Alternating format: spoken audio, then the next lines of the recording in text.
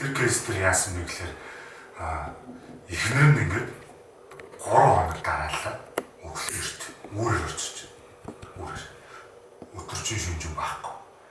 Тэгэхэд бол өглөө өөрөөр орж ирэхэд нь нөхөр нь юм яриаг. 3 удаа тавтагдахад нөхөр нь юм яриаг.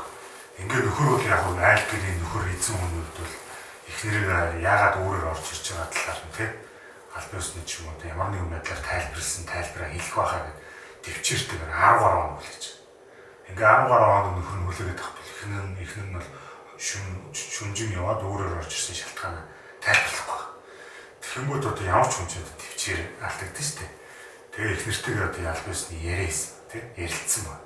За чи яагаад ингэ 3 өдөр тийм дараалаад өөрөөр орж ирвэ гэсэн чинь одоо энэ талаараа надад тайлбарлаач гэсэн чинь эхнэр нь бол тэр тал дээр бол их тайлбар хэлээгүй. Ингээд одоо гэр бүлийн хоёр бол мар тэр яринаас үүдээд маргаж байгаа. За маргааны сүлдээ хэрүүлж. За хэрүүл одоо 10 гаруй өдөр одоо тайлбарыг хүлээсэн төвчээр нь барагдсан гэсэн нөхөр бол эхнэрээ зохиод авч.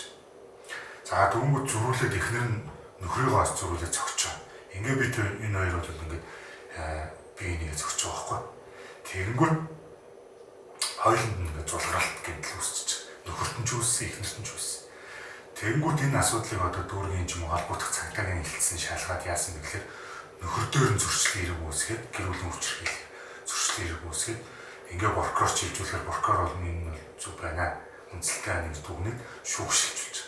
За шүүх нь яасан бэ гэхээр гэр бүлийн хүчирхийлэл гэж дүгнээд нөхөрт нь 7 хоногийн байршлах шийтгэл гэр бүлийн хүчирхийллийн зөрчлөөр 7 хоногийн байршлах шийтгэл авах.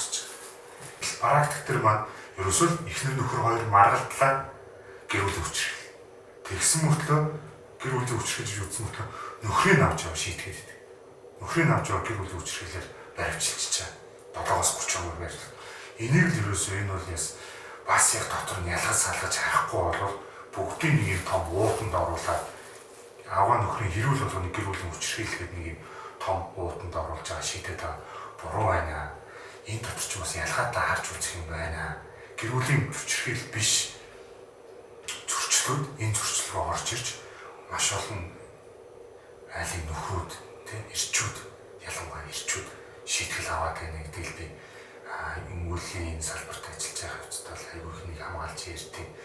Манай улсын гэр бүлийн хүчирхийлэлтэй тэмцэх тогтолцоо, эрх зүйн тогтолцоонд бол феминист мөнгө хаяг, мөнгө шинж хандлага тийм ороод байгаагаас талбай. Дан эмэгтэйчүүдийнхээ талд, дан эмэгтэйчүүдийг хамгаалсан тийм бас зохицуултууд ч юм уу тийм хандлага бас ажиглагдаад байгаа талбай.